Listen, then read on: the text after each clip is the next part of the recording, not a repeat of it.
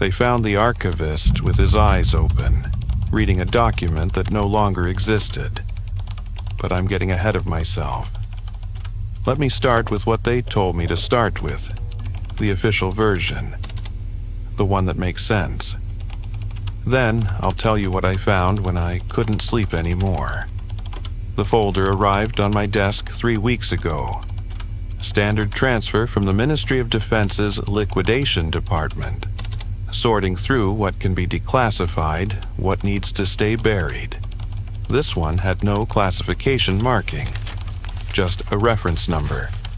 7AA 1971 closed. The kind of designation that means someone wanted it forgotten but couldn't quite bring themselves to destroy it. The folder itself, I need you to understand the folder, because the physical object matters in a way that's hard to explain.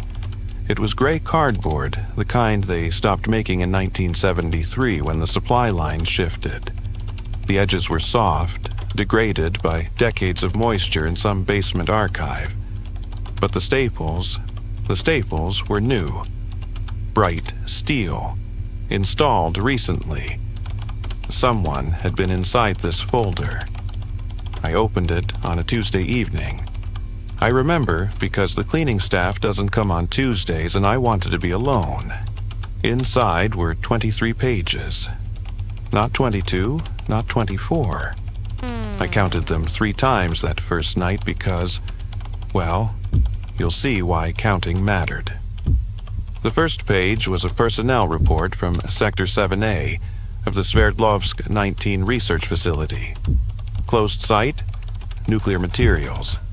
The usual infrastructure of Cold War paranoia buried under the Urals. The report detailed the discovery of Senior Archivist Dmitry Volkov on March 14, 1971, seated at his desk, deceased approximately 6 hours. Cause of death, cerebral hemorrhage. Notable detail, subject's eyes remained open, fixed on document 7A44, which lay before him. The medical examiner noted, and this is a direct quote, "Subject's corneal tissue shows unusual deterioration inconsistent with time of death. Opacity suggests prolonged exposure to an unidentified stimulus." They burned his eyes out reading. The second page was the incident commander's summary. Major Yevgeny Kroll, GRU, temporary assignment. He wrote with the blunt precision of a man who'd seen things before but didn't like what he was seeing now. Archive contains 2,247 documents, all standard material, technical specifications, budget allocations, personnel reviews. Subject was found with document 7A44. Contents: a 2-page memorandum regarding cafeteria supply shortages for November 1970. A grocery list killed a man, but then, page 3. This is where my hand started shaking, though I didn't know why yet. Page 3 was document 7A44 itself. The cafeteria memo. I read it. Routine, boring. A request for increased potato allocation due to unexpected staff expansion. Signed by the facility director. Dated November 3rd, 1970. I remember thinking, this is why I hate this job. A man dies and they classify it, and 40 years later I'm reading about potatoes. I made tea, sat back down, continued to page 4. Page 4 was another copy of document 7A44, same header, same date. But the text was different. Not completely, just slightly. Where the first version requested potatoes, this one requested additional cold storage for perishable materials. Specific nature to be determined pending further review. I checked the first copy again. Still potatoes. 2 versions of the same document. Different text. Both labeled 7A44. The incident report on page 5 tried to explain what happened next. Major Kroll ordered the archive sealed. Posted guards. Conducted an inventory. Every document was photographed, cataloged, secured. 7A44 was placed in a locked drawer in Volkov's desk. 3 guards witnessed this. Signed affidavits. 12 hours later, they opened the drawer for forensic documentation. The document had changed, not replaced. Changed. The paper was the same. The ink was the same. The creases matched the photographs. But the words described a proposal to modify ventilation systems in the lower levels. Entirely different content. Same document. Major Kroll was not a man prone to supernatural thinking. His report reads like someone trying very hard to stay rational while reality dissolves around him. He ordered the document photographed again, placed it in a sealed envelope. Wax seal, his personal stamp, locked it in the facility safe. 4 witnesses. 24 hours later, they opened the safe. The envelope was intact, seal unbroken. Inside, document 7A44 now contained a 3-page technical analysis of radiation shielding inadequacies in Sector 7A, with annotations, handwritten notes in the margins in Volkov's handwriting. But Volkov had been dead for 3 days. The notes read, "This is not what I read before. It's changing. It knows I'm reading it." I need to stop here for a moment, because this is the point where you're supposed to laugh or roll your eyes or close this file and request something more sensible. I know, I would have done the same thing 3 weeks ago, but I kept reading because that's what we do, isn't it? We keep reading even when we know we shouldn't. Page 8 contained testimony from Guard Sergeant Alexei Orlov. He was one of the men who found Volkov. His statement, recorded 2 days after the incident, described entering the archive at CO6 hours for routine security check. Found Volkov at his desk, already cold, eyes open, staring at the document before him. Orlov said he approached carefully, looked over Volkov's shoulder to see what the man had been reading. It was a letter, Orlov testified. A personal letter from Volkov to Volkov. In his own handwriting, it said, "Don't look away. If you look away, it changes faster. I've been reading this document for 6 hours. It's been 6 different documents. Each one reveals more. Each one is worse. The last one told me how I die. I'm reading to find the version where I don't, but it keeps shifting. I think it's aware of me. I think it's deciding." Orlov ran for help. When he returned with the shift commander 15 minutes later, the letter was gone.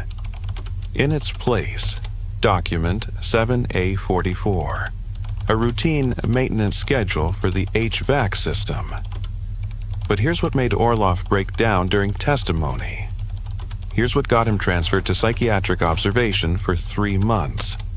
He swore that Volkov's lips had been moving when he found him. Not breathing, dead, but his lips forming words, over and over, reading words that were no longer there. Major Kroll made a decision that probably saved lives. He ordered the entire archive evacuated. All 2,247 documents removed to a secure location. Document 7A44 was to be isolated, contained, studied. The facility's archive room was sealed with the welded steel plates. Condemned, buried in paperwork. The last item in the incident file was a note from Kroll himself, dated March 20th, 1971. 6 days after Volkov's death. It read, "I have been reviewing the case materials daily. Each review, I take extensive notes. Today, I compared my notes from March 15th with the current case file. They don't match. Details have changed. Dates have shifted. The medical examiner's report I read 4 days ago specified cerebral hemorrhage. Today, it specifies cardiac arrest with anomalous neural activity. I checked my handwritten notes. My notes say cerebral hemorrhage. The file says cardiac arrest. Both cannot be true. I am requesting immediate transfer and recommend this case be elevated to Special Directorate for Anomalous Phenomena. I no longer trust my own observations. The file is changing. Or I am. I can't tell anymore. There was a stamp at the bottom, transfer approved. Case closed, pending review. The review never came. I should have stopped reading. I should have logged the file, sent it up the chain, and gone home. But you know what I did instead? I went back to page 3. Document 7A44. The cafeteria memo about potatoes. Except it wasn't about potatoes anymore. It was about water. A request for additional water purification equipment due to unexpected contamination in the primary supply detected on November 1st, 1970. Origin unknown, testing ongoing. My notes from an hour earlier said potatoes. The document said water. I photographed it. Phone camera, digital backup. Then I read the next page, the second copy of 7A44. Still cold storage, unchanged. I made more tea. My hands were steady. That's what scared me. They should have been shaking. But I felt calm, focused. Like Volkov probably felt. Like Kroll felt before he requested transfer.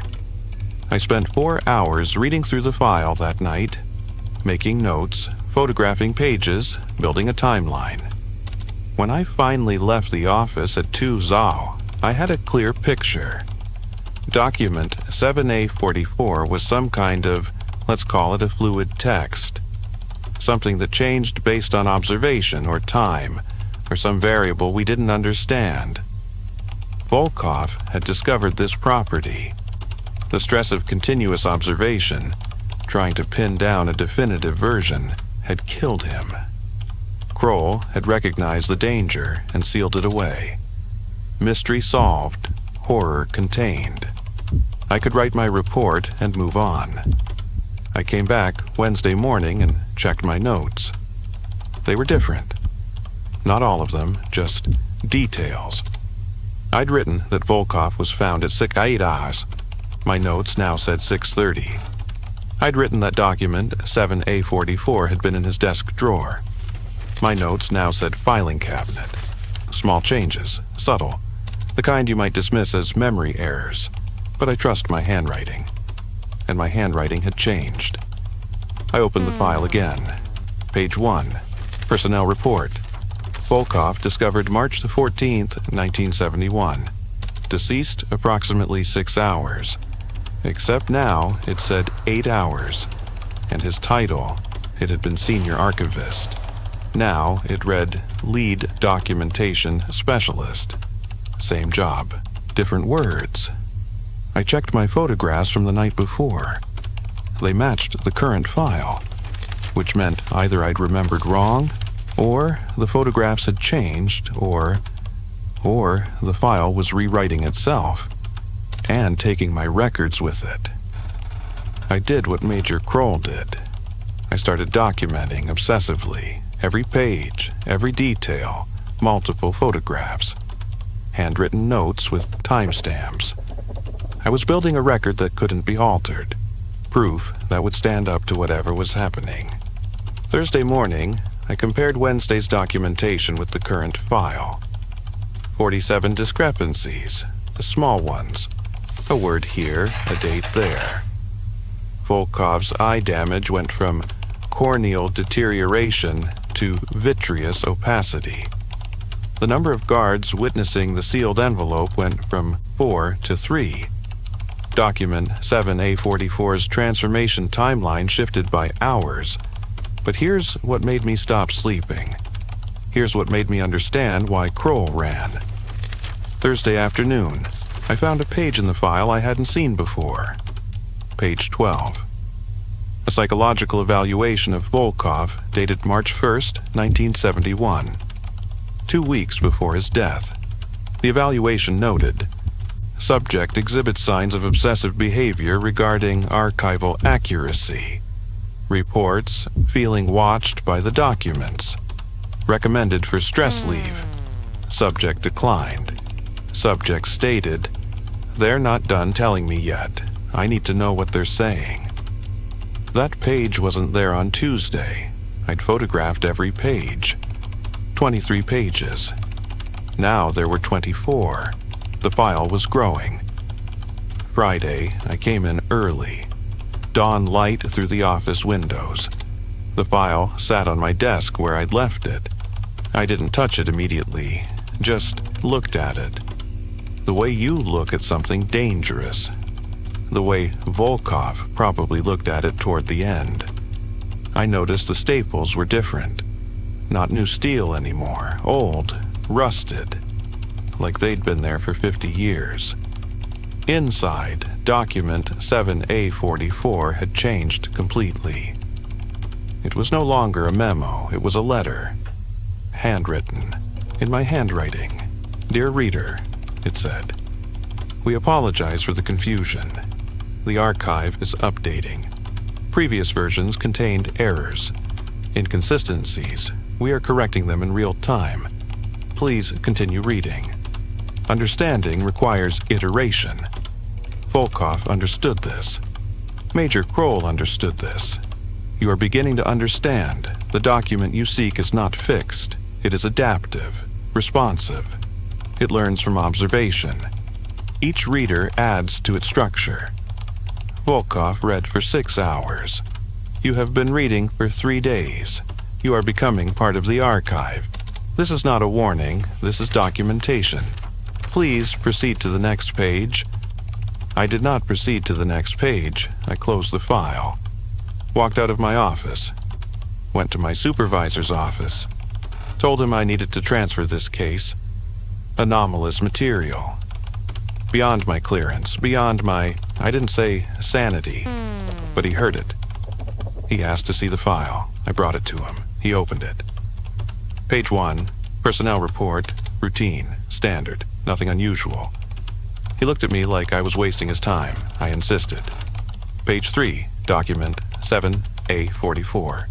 He read it. Cafeteria memo. Potatoes, just potatoes. "What exactly is the problem?" he asked. I tried to explain. He listened.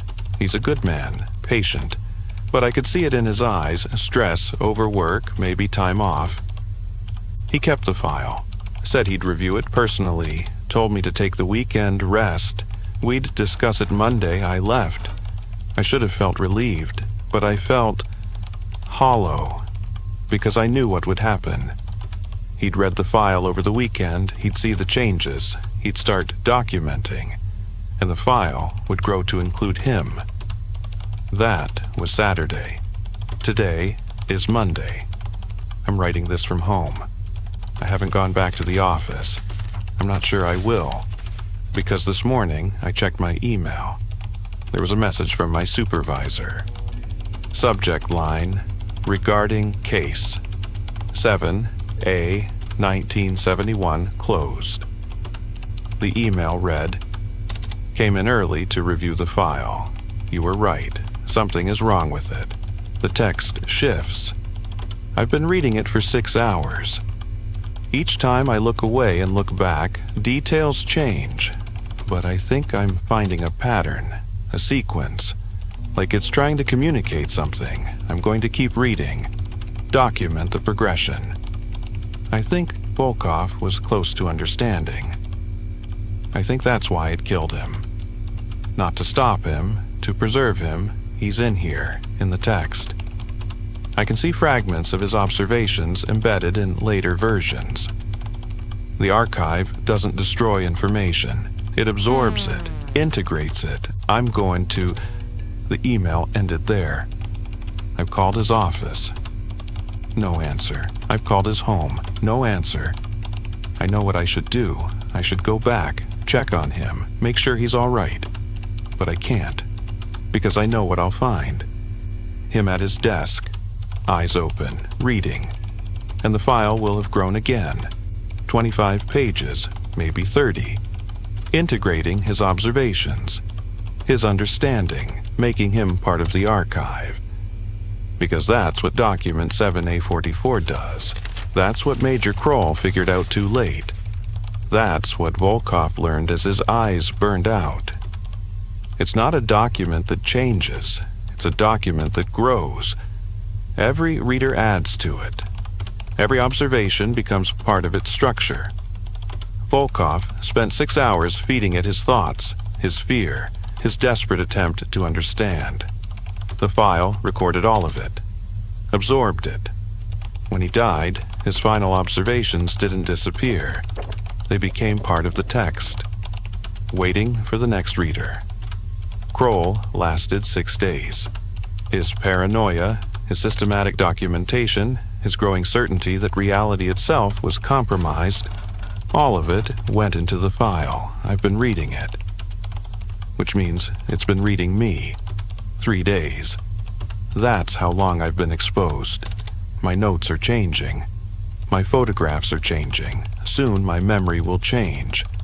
And then I won't remember that things were ever different. I'll believe the current version is the only version, the true version. The archive will have corrected me. I keep thinking about Volkov's last note, the one Guard Orlov saw. I'm reading to find the version where I don't die. But there was no such version, because the archive needed his death, needed the intensity of those final hours, the concentrated observation of a man reading to save his own life. That kind of focus, that kind of data, that's what it feeds on. I should burn the file, but I know it's too late for that. Even if I destroyed the physical folder, the text exists now, in my notes, in my photographs, in my memory, and memory can be rewritten. I've been thinking about going back to the office, reading more, because part of me wants to understand, wants to see the pattern, wants to know what Volkov knew in those final hours. That's how it gets you. Not through fear, through curiosity. The file is still changing. I know because I printed this report 3 times. Each version is slightly different. Words shift. Details alter. By the time anyone reads this, it might say something completely different. It might say, I'm fine. It might say there was no file. It might say I never existed. Or it might have integrated this report into its own structure. Made me part of document 7A44. Another reader absorbed. Another perspective documented. Another iteration of the archive. If you're reading this, if you're investigating what happened to me, understand one thing. The file you're holding is not the file I'm describing. It's already changed. It's been rewriting itself since the moment you opened it. And now that you've read this far, now that you've spent time observing, analyzing, trying to understand, you're part of it too. The archive thanks you for your contribution. Please proceed to the next page.